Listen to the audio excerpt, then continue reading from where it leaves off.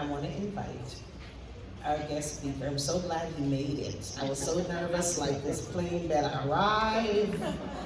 Woo! Desmond Meade. Thank you.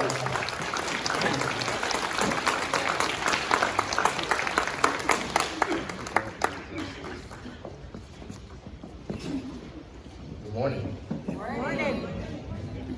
Now, I know after eating all that good food, y'all could sound a little bit better than that. Good morning. Good morning. Y'all must not have had them candy yams. Who didn't have the candy yams? Anybody didn't have it?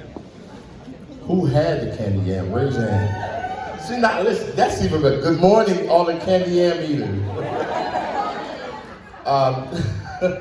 Thank you so much for the introduction, sis, and definitely, Travis, thank you so much for your leadership. It is definitely an honor to be here. I almost told my age and a bad joke, thinking about, what I had to go through to get here. Let's just say that I kind of knew what was coming down the pipe, so I wore tennis shoes to the airport, just in case I had to run it. But trust me, I had to do a lot of running these last 24 hours.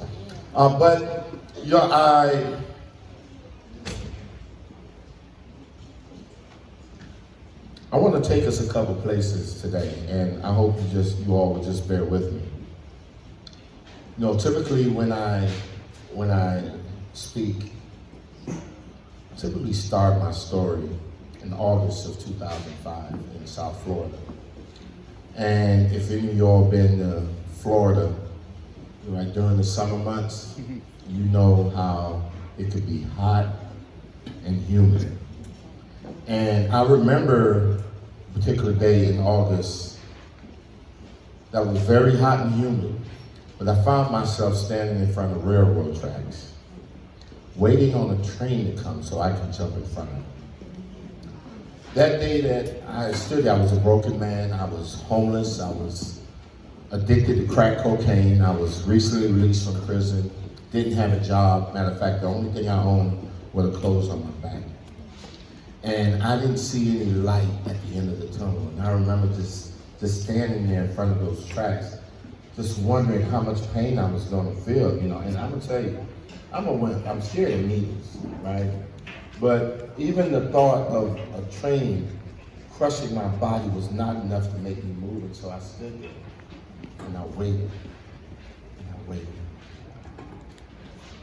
And I remember even thinking about, man, my mom and dad, and I was raised in a decent family, and I know that they didn't raise me to be in that position, but man, I was that day. And I just wanted to end it all. But God had other plans, and the train never came for some reason. Now, I was standing in front of the busiest railroad track in Dade County. And while I was there, typically a train is coming in every 10 minutes. But that day, the train didn't come. And I ended up crossing those tracks, and I walked about 2 blocks further to a substance abuse treatment clearinghouse. And I was able to get checked into a drug treatment program. It was a 4-month in-house program. And after completing that, I moved into a homeless shelter. I should say I moved back into a homeless shelter because, number one, it wasn't my first drug treatment that I entered. And number two, this wasn't the first time I was going to a homeless shelter. I went a few times, quite a few times. And so after I completed my drug program, I moved into a homeless shelter. And then while there, I'm thinking, man, I don't want to get high again. I don't want to use drugs anymore. And, it's this thing called recidivism, right? For those, some of you might know what I'm talking about. I'm addicted to whether it's drugs or alcohol, and maybe I stop and my life started improving, and something would happen that would cause me to pick up a drug or pick up a drink, and the next thing you know, I'm right back where I started from, or even worse. And that was a vicious cycle, and it just kept going on and on and on. And this time I was like, man, I got to do something to stop this, because if I end up in front of railroad tracks again, maybe this time I won't be as lucky. And so I decided to, only thing I could think of was maybe I should go to school. And, because my mom always raised me, telling me about the importance of education, and I kind of got what she was saying. And so I enrolled at the local college in the paralegal program. It was an Associate of Science program. And I ended up graduating at the top of my class. And my professor, hold that, because I don't want to work y'all too hard today. But I ended up getting top of my class, Associate of Science, and my professors encouraged me to continue my education. So I pursued a bachelor's degree, right, in public safety management with a concentration, y'all ready for this? In criminal justice. You see, wait, not yet. See, I figured since I had a lot of experience getting arrested, a lot of experience appearing before judges and going to prison and jail, that somehow or another that personal life experience was going to translate into classroom success. And you know what? It sure did. And I graduated with highest honors, and eventually I was accepted into law school. And in May of 2014, I graduated with a Juris Doctorate degree. Now,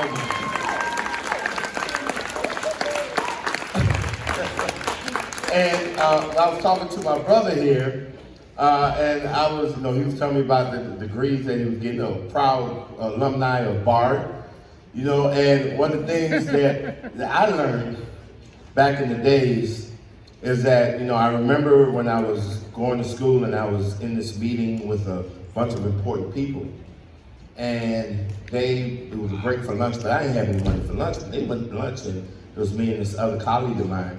We stayed in the conference room, and I never forget when she looked at me and she said, "Desmond, you know what? You see all those important people?" I'm like, "Yeah." She said, "You see, every degree that they have, we can get. But every degree we got, they can't get." And that's when I started walking with a little, pep in my step. And so now I tell folks that, I have a few degrees. I have an honorary doctorate degree from Bard. I have a Juris Doctorate degree from Florida International University College of Law. And I have a hardcore doctorate degree from the streets. So I have 3 times a doctorate. I thought you would appreciate that. But let me tell you, I tell folks this, that I remember, I tell folks that when I was standing in front of those railroad tracks, if somebody would have approached me and said, "Desmond, my brother, don't jump, please. Don't jump, my brother, because in a few years, your life is going to be transformed. Please. Please don't jump, because in a few years, you're going to be sitting at tables with mayors and governors and commissioners and judges and prosecutors, and they're going to be seeking your advice. Brother, please, Desmond, don't jump. Don't jump, because in a few years, you're going to get a law degree, and you're going to start an organization that's going to bring about the greatest civil rights victory in the past 50 plus years and liberate over 1.4 million people. Please don't jump, Desmond. Don't jump, my brother. Just hold on. Hold on. Don't jump, because in a few years, Time Magazine is going to name you one of the 100 most influential people in the world. Not the country, but the world. So don't jump. Don't jump. Pretty soon, McCarthy is going to name you a genius. Brother, hold on. Don't jump. Don't jump, because your organization that you started is going to be the first organization led by formerly incarcerated people that has been nominated for the Nobel Peace Prize. Don't jump, my brother. If someone would have told me that when I was standing there in front of those railroad tracks,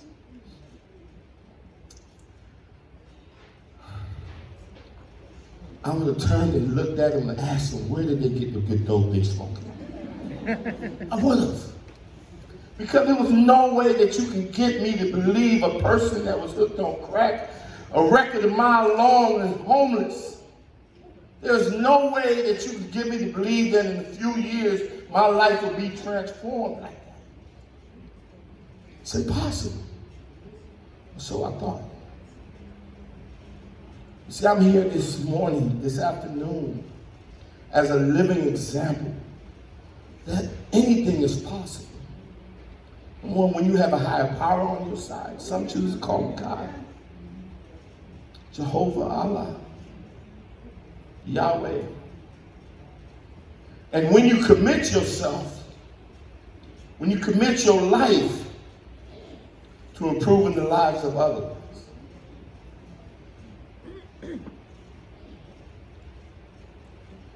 I used to tell people to get the word impossible, just throw it out your vocabulary, right? But after a few years of telling folks that, I told them, now bring it back in, put it in your vocabulary. Just repurpose it. Take impossible and turn it into I'm possible. Knowing that people with felony convictions and people who have been impacted by the justice system have just as much, if not more, opportunity to have the greatest possible positive impact in our communities, in our state, in our country, and even the world. I'm here, right in front of you, as living proof. And you know, so often, because of the work that we did in Florida, with reenfranchising 1.4 million returning citizens, and of course, you talk about the importance of the elections this year.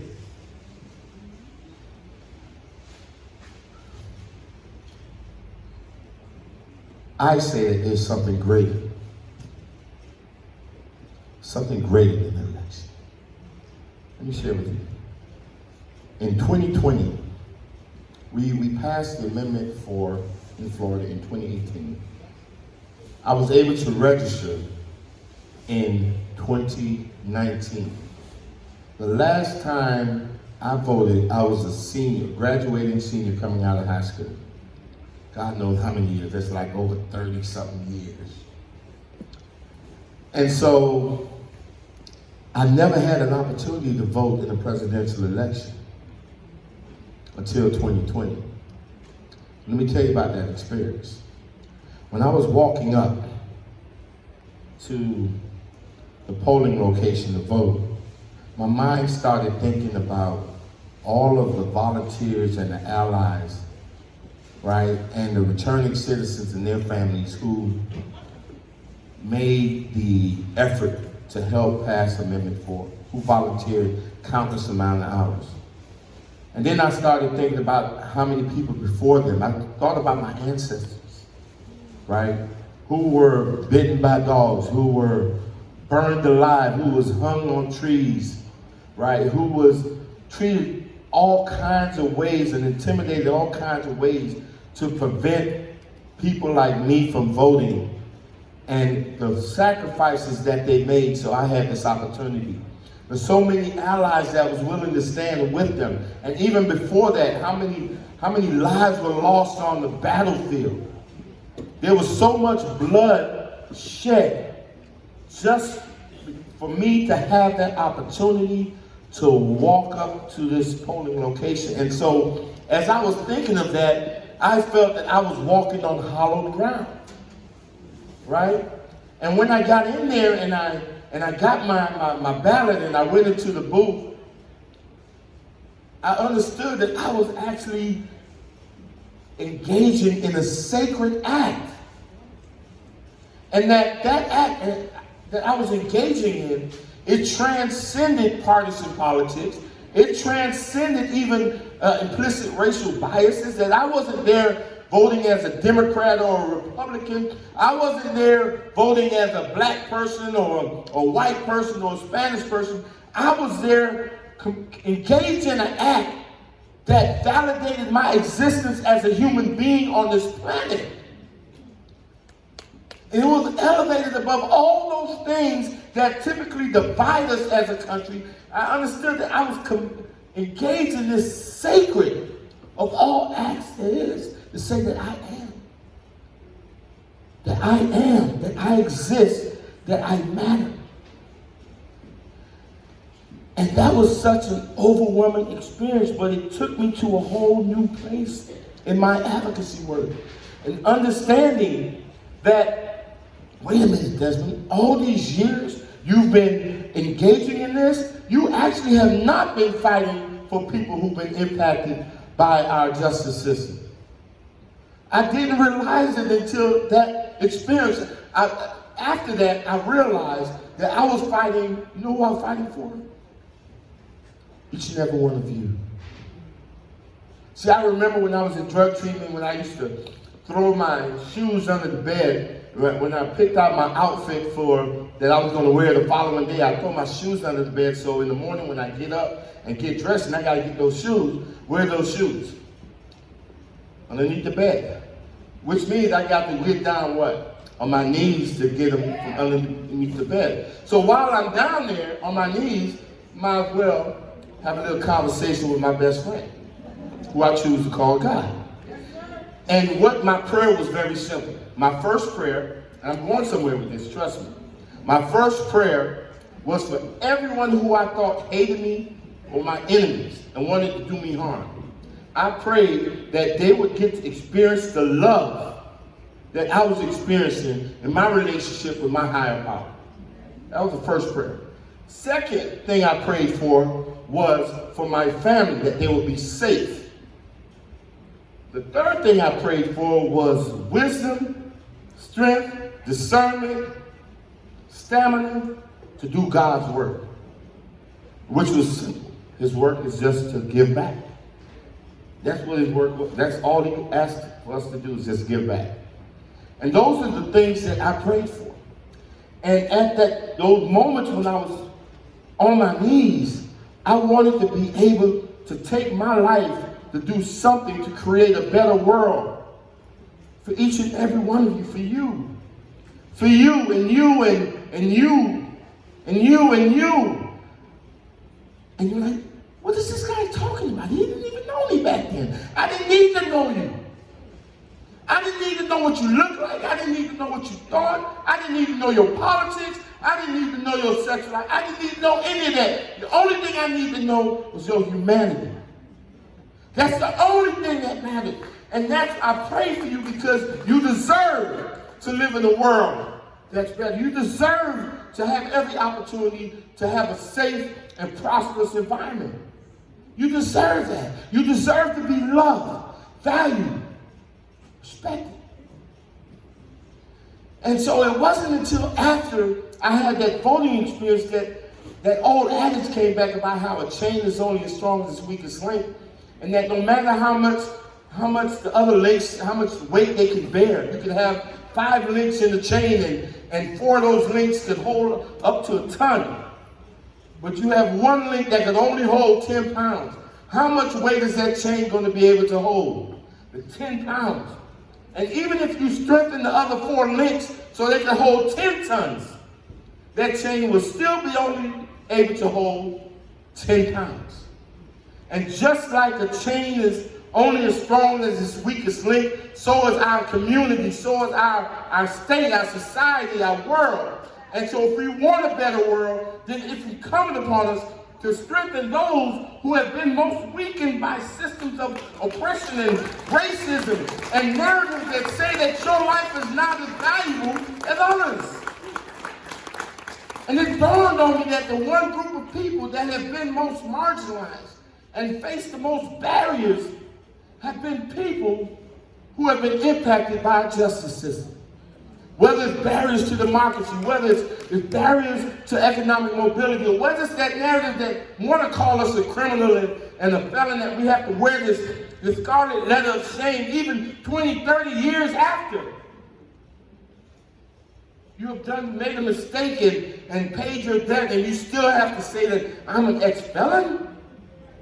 No one is walking around saying I'm an ex-liar, I'm an ex-cheater. No one is walking around saying that, but we are forced to wear that scarlet letter of shame. And so there's no other group of people that have been most marginalized. And so when I fight to strengthen this group of people, it's not that I'm fighting for them, But I'm fighting for us understanding that if people like me have an opportunity to successfully reintegrate and be a part of this community and this democracy, everybody thrives. Everyone thrives. And so the ultimate goal is, how do I get my community to love who they despise the most? You see, because if you talk about change in this country, it starts and ends with love. You see, when we did Amendment 4, we didn't create an enemy. I tell folks that, man, let me tell you, we didn't try to scare people. We didn't use fear tactics or anything like that. Right? You know what we did? We got people to think about someone who they love, who's ever made a mistake, and to figure out whether or not they deserve a second chance. And so when Amendment 4 passed in November of 2018, I tell folks, right, that we didn't win it because of love, or we didn't win it because of hate or fear. Over 5.1 million people voted yes on Amendment 4, and those votes was based on love, forgiveness, and redemption. And we showed the world that love can in fact win the day. That we don't have to drive people through fear or through hatred. We don't have to engage in acts that divide us as a community or a country. And that was the spirit of Dr. Martin Luther King. In spite of all the differences, in spite of all of the hatred, we understood that darkness could not drive out darkness.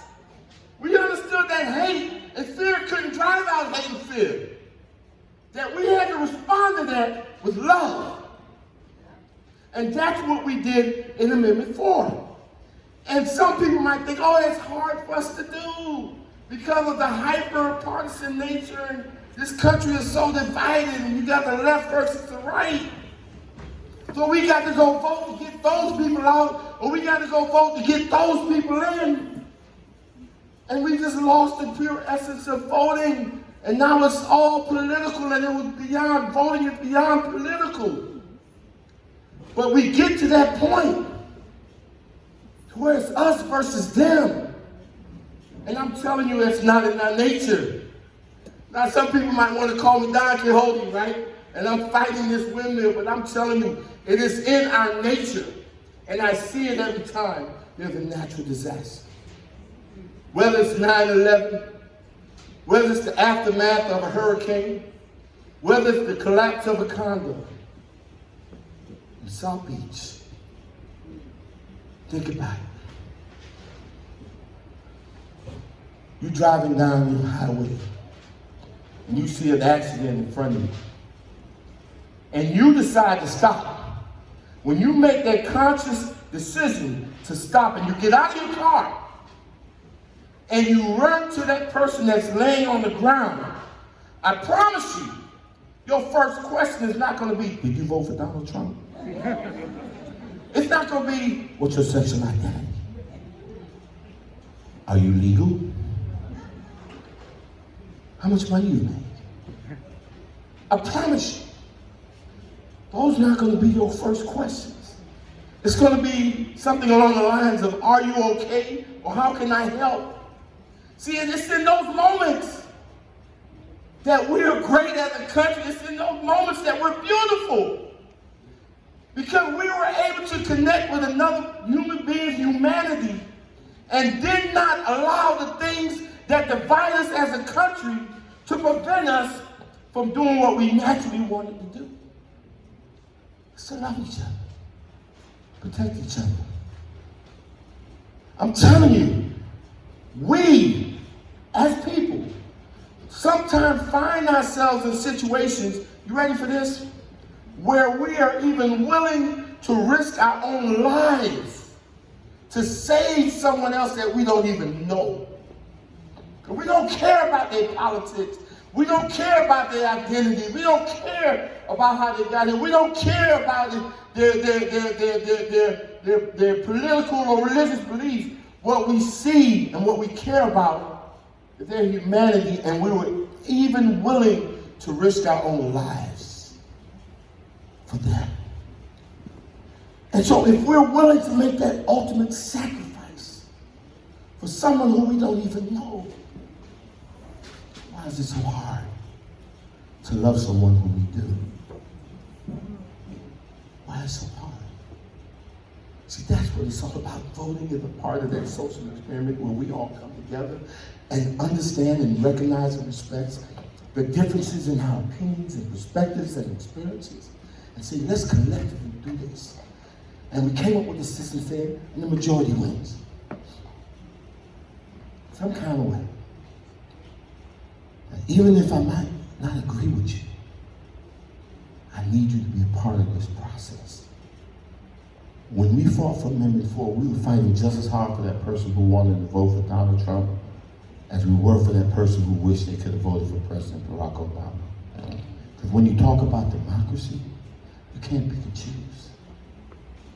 See, if you only want to help people register to vote who you think might vote the way you want them to vote, you're not engaged in democracy, man. True democracy is about fighting to ensure that every human being has the dignity of their voice to make it present. And so it's beyond voting. It's about what kind of world do we want to live in. Everyone has said, pledge allegiance to the flag of the United States of America and to the republic for which it stands, one nation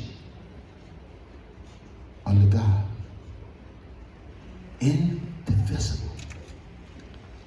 And the most important 6 words, with liberty